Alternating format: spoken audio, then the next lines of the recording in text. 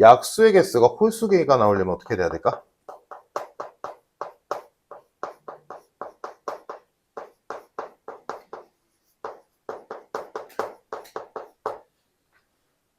언제야? 약수의 개수는 일반적으로 짝수개지. 왜? 예를 들어 12의 약수라고 한다면 1의 짝은 12잖아. 2의 짝은 6이고 3의 짝은 4니까 두 개씩 묶이니까 짝수개란 말이야. 일반적으로는. 근데 홀수개일 때가 있지. 언제? 제곱수일 때. 제곱수는 예를 들어 25라고 해볼까? 25는 1과 25가 짝이지. 그래. 근데 가운데 있는 5는 지 혼자 해먹잖아. 그러니까 짝이 없지. 혼자지. 오케이? 그래서 약수가 홀수개가 나온단 말이지. 아, 그러니까 그거를 보면서 예시를 다시 보면 아, 그래서 5 이하의 자연수 중 약수의 개수가 홀수인 자연수는 두 개구나. 왜? 5보다 작은 자연수 중에 제곱수는 1과 4 두 개밖에 없으니까. 이 얘기야. 그러면 지금 문제에서 원하는 건 뭐야? 어떤 수 n보다 작은 제곱수가 21개가 나와야 된대. 오케이? 그러면 1의 제곱도 있을 거고 2의 제곱도 있을 거고 3의 제곱도 있을 거고 아니 3의 제곱도 있을 거고 쭉 가서 21개가 나왔다는 건 21의 제곱까지 썼단 얘기지. 오케이? 여기까지가 n이라는 수보다 작아야 돼. 그래야 21개 21의 제곱까지 들어가겠지. 그러면 21의 제곱은 441이잖아. 그러면 441보다 작은 수들, 아니 441보다 n이 크다면 예를 들어 여기에 n자리에 450 이렇게 돼 있어. 그럼 얘보다 작은 제곱수의 개수니까 21개 맞잖아. 이런 상황인 거잖아. 그지? 451도 되고 52도 되고 53도 되고 별의별 거 다 되겠지. 언제까지 돼? 그 다음 제곱인 22의 제곱이 나올 때까지는 계속 21이겠지. 그럼 얘가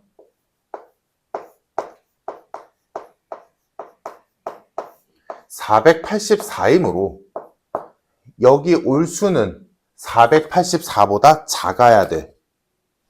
441보다는 크고. 그러면 문제에서 원하는 건 뭐야? 그때 자연수 n이 될 수 있는 수 중에 제일 큰 값을 물어봤네. 정답은 484보다 딱 하나 작은 483이 되겠다.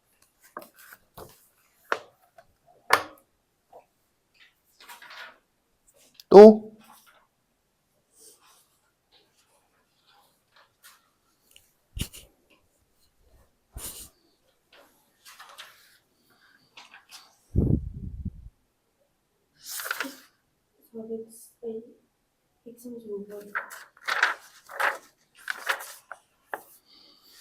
135번 A, B, C, D, E, F, G 7개의 점이 있었는데 이거를 연결하는 도로가 저렇게 있다. 이때 이 도로를 이용하여 7개 도시를 모두 한 번씩 여행하는 경우의 수를 구하시오.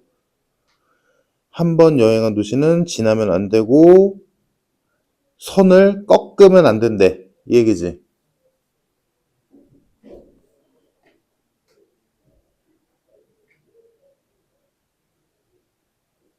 이거 일단 이것만 생각해봐, 얘들아.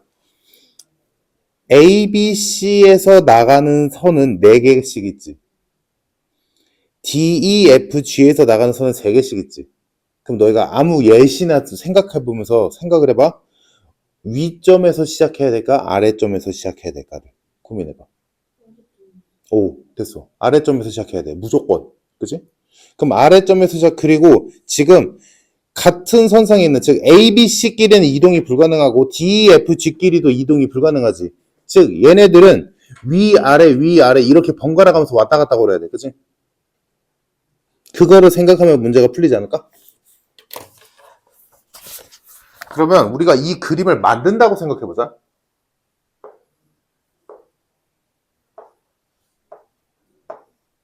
자, 아래점 예를 들어 D에서 출발한다 해보자. 우리가 이 선을 만들어 보자고. 자, D에서 가장 쉽게 가보자. D에서 1로 갈 수 있지. 자, 근데 지금 애초에 D에서 갈 수 있는 가지수는 세 가지였잖아, 원래. 근데 지금 세 개 중에 하나 골랐지. 그러니까 세 가지지. 세 가지 경우가 나왔지. 됐지? 이해됐어? 자, 세 가지 중에 하나 썼고, 다음, 여기에서 갈 수 있는 가지수는 몇 가지야? 원래는 네 개인데, 이 길은 쓰면 안 되니까 세 개로 줄지. 자, 그래서 여기서 1로 갖다 쳐. 자, 여기까지가 3 곱하기 3이야. 오케이? 됐나? 자, 다음, 요 점에서 이제 위로 가야 되는데 위로 가는 가지수는 몇 가지? 두 가지로 줄었지. 그래서 어디론가 갖다 치자. 자, 다음 여기서 일로 가는 가지수, 아래로 가는 가지수는 여전히 두 가지지. 아무 데로나 가도 되는 거니까 가장 쉬운 길로 가볼게. 자, 다음 여기에서 위로 가는 가지수는 이제는 한 가지지. 나머지도 한 가지지. 계산하면 몇이야?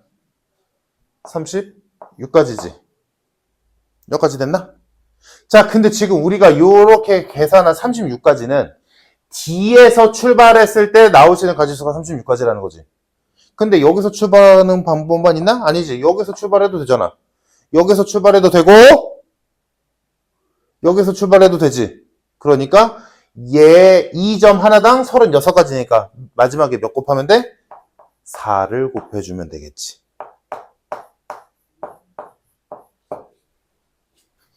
(144) 오.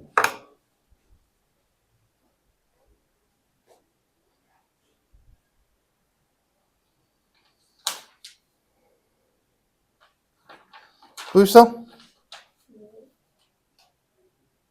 41번 142.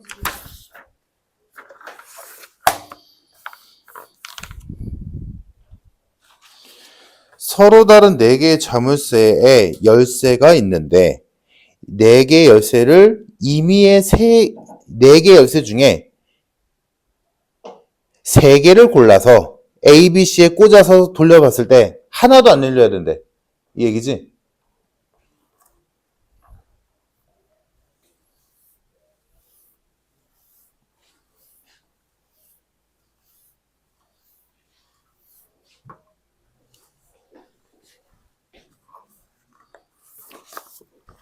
자, 자물쇠는 대문자,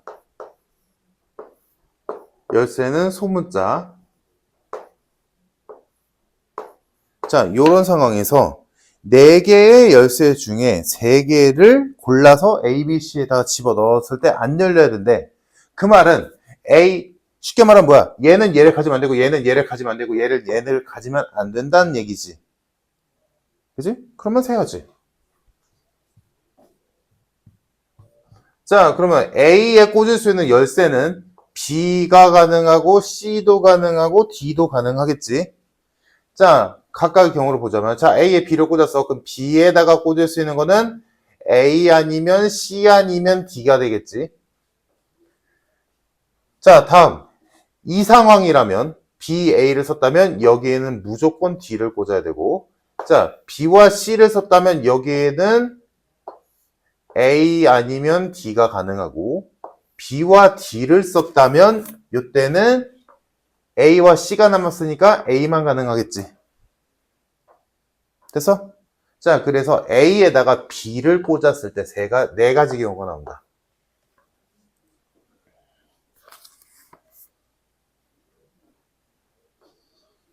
됐니? 자, 다음 원래대로라면 4 곱하기 4 더하기 4 더하기 4에서 12가 맞지. 원래대로라면. 근데 이 문제는 조금 비튼 거야. 왜? D는 신경 안 쓴다며. D는 신경 안 쓴단 말이야. 그러니까 이 신경 안 쓰는 D를 A에다 꽂았을 때 좀 바뀌어. 자, 그래서 해볼게. 자, C까지는 똑같을 거야. 자, A에다 C를 꽂았어. 그러면 B에는 A 아니면 C는 안 되고 C는 썼고 B는 애초에 안 되니까 D를 꽂을 수 있겠지. 자, 그럼 여기에는 A와 C를 썼으니까 B와 D를 고를 수 있을 거고, 요때는 C와 D를 썼으니까 A 아니면 B를 쓸 수 있겠지. 그래서 똑같이 네 가지 맞아. 됐지? 자, 근데 문제는 A에 D를 꽂았을 때야. 그럼 D를 꽂았다면 B에다 꽂을 수 있는 건 A 아니면 B 안 되고 C밖에 안 남지. 자, 그러면 요 경우라면 C에다 꽂을 수 있는 건 A도 안 되고 B만 남지. C는 애초에 안 됐고 D도 쓰였고.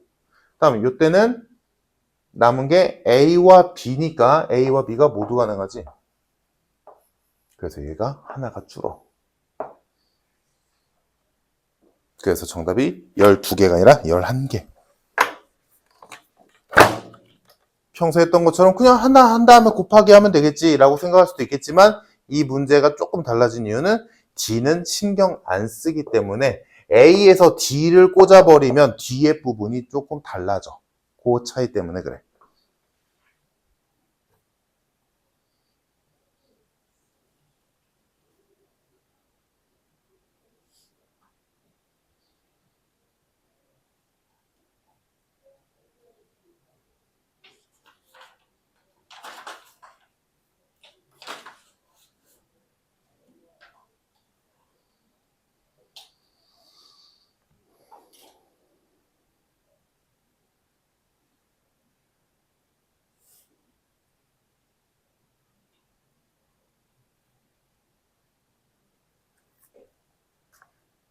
또 있니?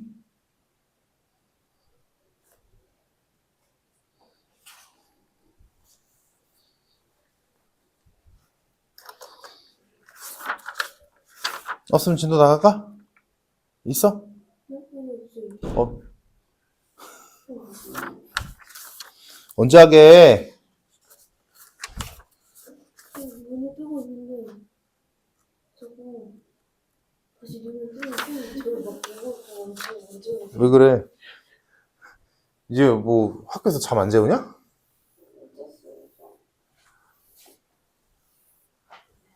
원래 기숙사 생활한 애들이 진짜 건강이 좋아지는데? 아, 그런 거는 좀 유행하지. 근데, 네? 원래 기숙사 살면 되게 바른 생활이 되는데? 못 발라요. 일찍 자고 일찍 일어나고. 할 게 너무 많은데 자습시간에 막 이렇게 인터넷을 못 쓰게 하니까 그걸 다 밤에 해야 돼요. 과제는 다 부풀려 주시면 진짜 완전 모순적이에요. 이런 학교가 있어. 자, 순열과 조합 이제 할 차례인데 봅시다.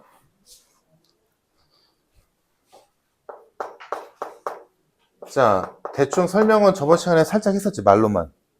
아예 안 했나? 아예 안 했어? 자, 일단 순열부터 보자. 순열은 일단 뜻이 어차피 조합이랑 비교해야 돼. 문제에서 너희가 이 문제를 보고 이거 순열 써야겠다, 이거 조합 써야겠다, 둘 다 써야겠다. 이걸 판단해야 되거든? 그래서 당연히 비교를 해야 되는데, 자, 순열은 일단 쉽게 말해서 순서가 있는 거야.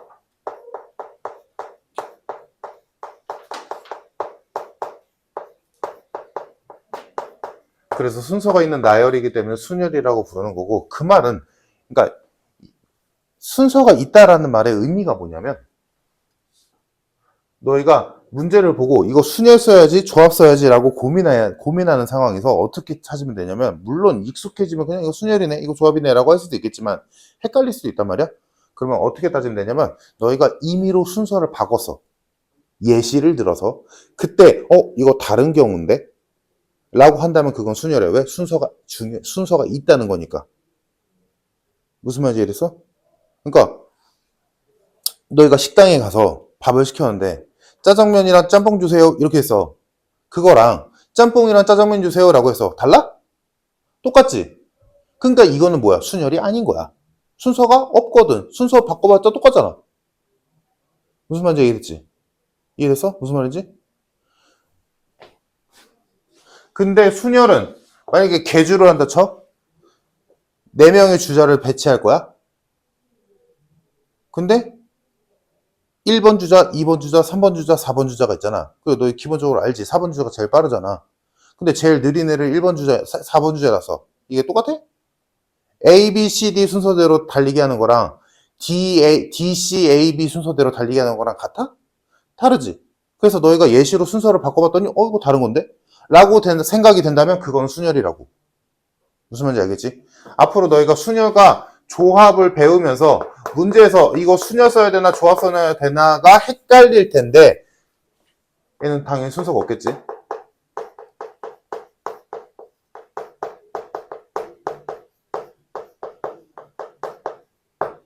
그래서 얘네 둘을 비교하는 방법이 뭐냐면 나중에는 당연히 그냥 자연스럽게 될 거야. 왜 1 더하기 1을 왜 하는지 그거 너희 고민 안 하잖아. 똑같아. 이거 왜 순열이야? 이거 왜 조합이야? 당연한 거야. 그냥 자연스럽게 익숙해진다면 나중에. 근데 헷갈릴 수도 있으니까 그때는 어떻게 하는 거라고? 너희가 임의로 순서를 바꿔보는 거야.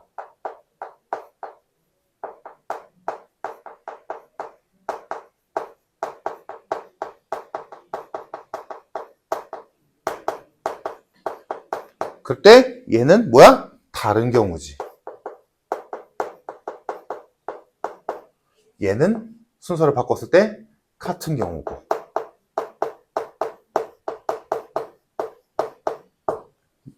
이 얘기야.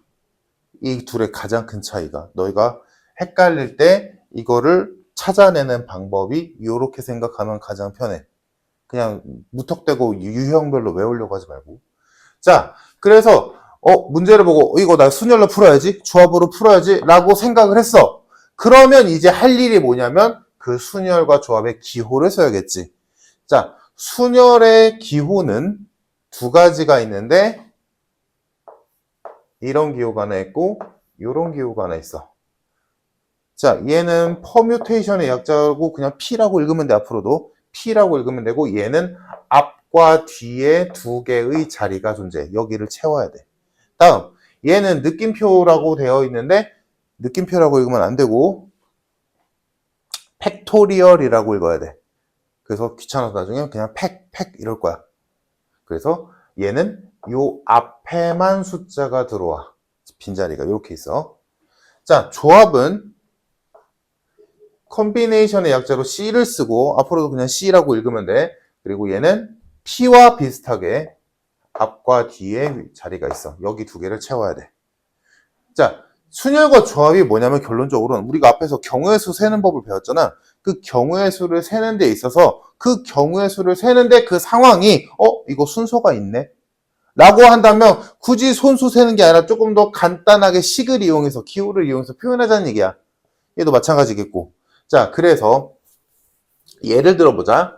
만약에 5명이 있는데 그 5명 중에 3명을 고를 거야. 그래서 그 3명을 골라서 첫 번째로는 개주를 시킨다 치자. 자, 그럼 얘는 순서를 바꿨을 때 다른 경우잖아. 그러니까 순열이겠지. 그치? 그러면 실제로는 순열이라는 걸 확인했으면 이렇게 가는 거지. 5명 중에 3명을 골라서 나열한다가 되는 거지. 그치? 5명 중에 3명을 골라서 나열한다. 그러면 여기에 이렇게 쓰는 거야. 5명 중에 3명을 나열한다. 인데 순서가 있으니까 B. 오케이? 자, 다음. 만약에 5명 중에 3명을 골라서 청소를 시킬 거야. 야, 그러면 A, B, C 청소하는 거랑 C, B, A 청소하는 거랑 그게 그거잖아. A, B, C가 청소하는 건 매한가지잖아. 그러니까 이거는 5명 중에 3명을 고르는 건 맞는데 순서가 없네. 이렇게 판단하는 거라고. 그러면 이거 조합이네. 그러면 그때는 이렇게 쓰는 거겠지. 자, 다음. 이번에는 5명을 가지고 5명 모두 개주를 시켜.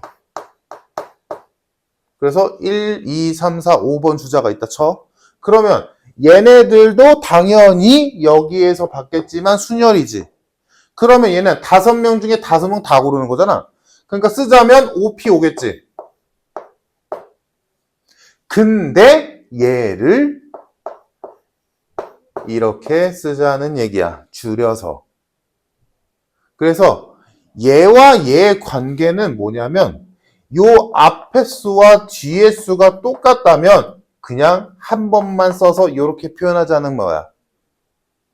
그러니까 얘가 얘랑 비교가 되는 건데 얘가 특별한 경우, 즉 앞뒤수가 똑같은 순열의 경우 이렇게 그냥 한 방에 쓰자는 얘기고. 자, 됐지? 자, 그래서 얘네들의 구조가, 이 기호의 구조가 P와 C는 똑같아.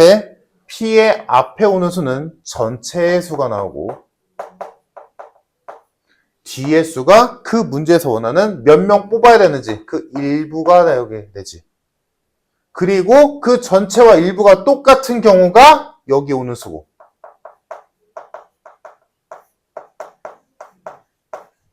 다섯 명 중에 다섯 명 다 뽑는 경우. 자, 얘도 똑같아. 전체와 일부가 오게 되겠지. 그때 얘냐 얘냐의 차이는 얘는 순서가 있는 것. 즉 순서를 너희가 임의로 바꿨을 때 이거 다른 경우네 B. 순서를 바꿨는데 그게 그거야. 그러면 이거 순서 필요 없네. 조합이구나. C. 이렇게. 자, 여기까지가 수녀가 조합의 기호였고 그래서 이렇게 기호를 쓰면 끝나냐? 당연히 아니지. 몇 가지인지 알아야 될 거 아니야. 그래서 계산법이 나오겠지. 자, 계산해보자. 자, P의 계산은 어떻게 하면 되냐면 어렵지 않아.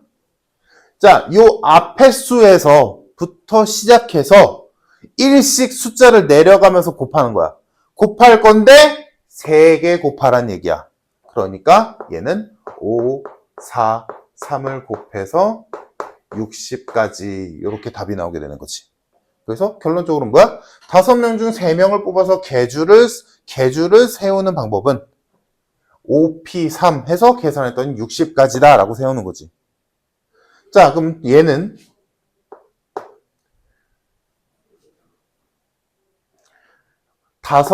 5부터 시작해서 3개의 숫자를 곱해서 내리는 게 맞아. 그러니까 얘랑 똑같아. 일단 P랑 똑같아. 근데 누구로 나눠야 돼? 누구로 나누냐? 요 뒤에 수 있지. 이 뒤에 수부터 시작해서 1까지 싹 다 곱한 거로 나눠야 돼. 요렇게. 그래서 얘는 원래 여기가 60이었는데 6으로 나누니까 10가지밖에 안 나오게 돼. 자, 그럼 얘는 감이 오지? 얘 계산법을 알고 있다면 얘가 어떻게 계산되는지 알 거야. 자, 얘는 5부터 시작해서 1씩 내리는 숫자 5개를 곱해야 되니까 5, 4, 3, 2, 1 곱하기 되지. 그게 5팩토리얼이야. 그러니까 팩토리얼의 계산법은 뭐야? 이 숫자로부터 어디까지? 1까지 싹 다 곱하면 돼. 그러니까 얘가 5, 4, 3, 2, 1이 될 거고 앞으로 너희가 이 5팩토리얼은 정말 많이 보게 될 건데 물론 계산하는 게 어렵다는 얘기가 아니라 그냥 자연스럽게 외워지게 될 거야. 5팩토리얼은 120이다. 왜냐? 이 팩토리얼 숫자가 올라가면 계산이 좀 귀찮아진단 말이야. 하지만 5팩토리얼을 알고 있다면 자, 만약에 6팩토리얼이야. 그럼 원래는 6, 5, 4, 3, 2, 1을 곱해야 되잖아. 근데 이거를 이렇게 생각해도 되잖아. 그러니까 바로 나오지. 그래서 5팩토리얼은 뭐 자연스럽게 외워질 거야. 5팩토리얼은 120이다. 자, 여기까지 됐나? 자, 그래서 계산법이 이렇게 존재하는 거고. 자, 지금 할 거는 조금 귀찮은 건데 졸리고 재미없고 한 번은 해야 돼. 한 번은 구경해 볼게. 자, 그러면 지금 우리가 배운 요 세 개의 기호들의 관계를 좀 보자. 자, 방정식에서 미지수는 일반적으로 x, y, z 이런 순으로 두지. 그리고 배웠을 수도 있고 안 배운 사람도 있겠지만 집합에서는 그러니까 지금 내가 말하는 거는 그 문제마다 어떤 단원마다의 미지수를 잡는 것들에 대한 약속에 대한 얘기. 방정식에서는 x, y, z를 일반적으로 미지수로 잡는 약속을 했고 집합에서는 집합의 이름을 A, B, C 순으로 두는 걸 약속을 했고 일반적으로 틀렸다는 건 아니지만 대부분 그렇지. 명제에서는 PQRS를 쓰지. 함수에서 미지수는 일반적으로 X에 대해서 Y에 대한 식을 만드는 거고 그렇듯이 여기에서도 일반적으로 미지수에 대한 약속이 있는데 얘는 특이하게 n과 r을 주로 써. 그러니까 여기도 npr이라고 쓰고 여기도 n 팩토리얼, 여기도 ncr 이렇게 주로 써. 자, 그래서 그거를 가지고 해볼게. 뭐 할 거냐면 지금부터 할 거는 이 p와 c를 팩토리얼로 표현할 거야. 그러니까 굳이 한번 바꿔보자는 얘기야. 자, npr은 알다시피 이걸 예로 보여주면서 해볼게. 자, 5p3이야. 그리고 얘는 우리가 알다시피 5, 4, 3을 곱하면 되는 거야. 그지?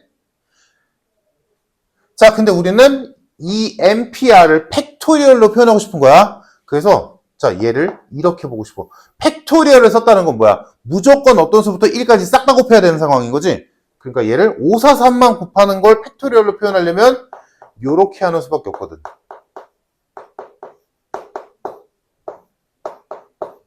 그럼 5, 4, 3 곱한 거 나오잖아. 그지?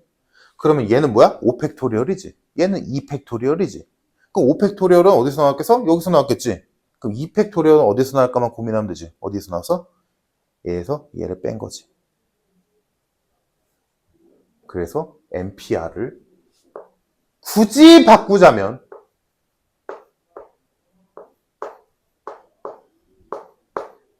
이렇게 바꿀 수 있어. 굳이 바꾸자면 지금 요 예시를 생각해 주면 돼. 이거 외우는 게 아니라 예시를 생각하면 돼.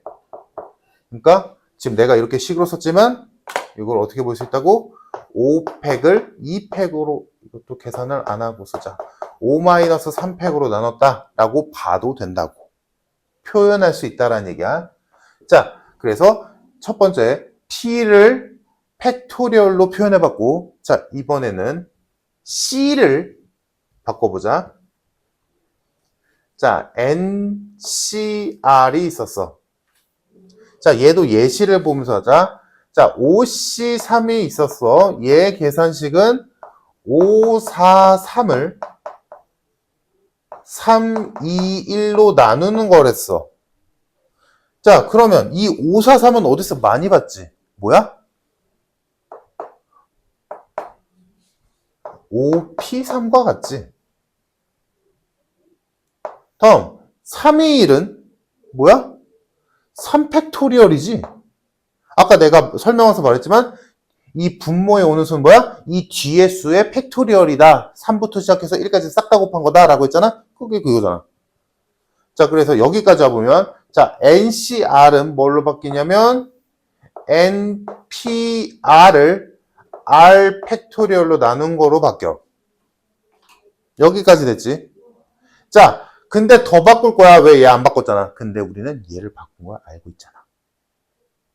그래서 얘가 R팩분의 N마 R팩 분의 N팩으로 바뀌고 번분수 계산해주면 얘가 좀 독특하게 나와.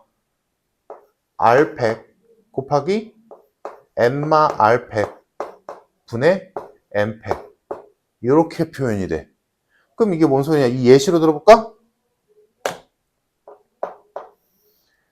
자, 분자는 5의 팩토리얼로 오는 거고 분모는 여기 써있는 숫자 그대로 팩토리얼 쓰는데 하나 더 뭐야? 5에서 3 빼내 팩토리얼도 또 추가. 이렇게. 그러면 실제로 계산해보면 얘는 5, 4, 3, 2, 1이고 얘는 3, 2, 1이고 얘는 2, 1이니까 3, 2, 1, 3, 2, 1 약분되면 2 곱하기 1분의 5, 4 이렇게 남겠지. 똑같잖아. 어차피 여기도 이렇게 날아갈 테니까 똑같지. 그래서 지금 내가 한 게 뭐야? 순열과 조합의 기호인 P와 C를 팩토리얼로 표현하는 방법이었어. 그러니까 P는 한 방에 팩토리얼로 가는 거고 C는 P를 거쳐서 팩토리얼로 가는 거지. 그러니까 한 번쯤은 구경해야 돼. 한 번쯤은. 그러니까 막 엄청 중요해. 이거 모르면 큰일 나. 이건 아니야. 어디까지나 이 순열과 조합의 가장 핵심은 뭐야? 이 내용을 알고 이 계산하는 법을 안 상태에서 우리가 지금까지 경우에서 풀었듯이 이런 경우에는 이렇게 푸는 거야. 저런 경우에는 저렇게 푸는 거야. 그게 훨씬 중요해. 근데 이렇게 식 가지고 장난질 치는 거 한 번쯤은 봐야 된다고. 알지? 그 얘기야. 이게 수녀거저 설명 끝이야. 그 외로는 이제 여러 가지 문제를 풀어보면서 아 이렇게 나오면 이렇게 풀어야 되는구나 이것만 느끼면 돼. 오케이? 야 니는 왜 이래? 죽어가네?